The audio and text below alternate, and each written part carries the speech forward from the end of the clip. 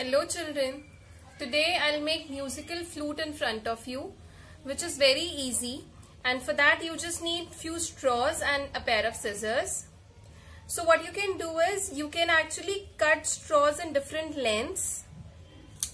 So this could be one, this could be another, and this could be the third one. You can even add on a number of straws and then cut straw like this.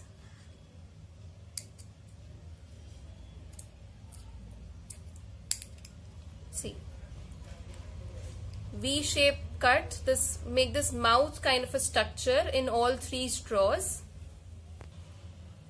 Now after this, what you need to do is press from this side, from the side from where you have cut the straw, and place it in your mouth and blow.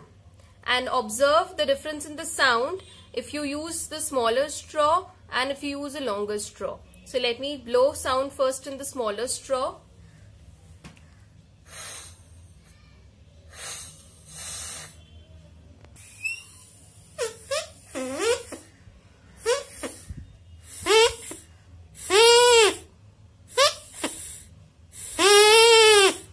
So this sound is producing from the smaller straw.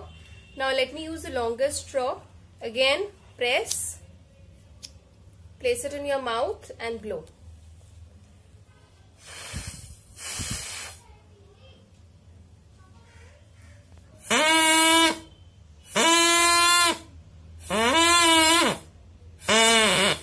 So have you observed?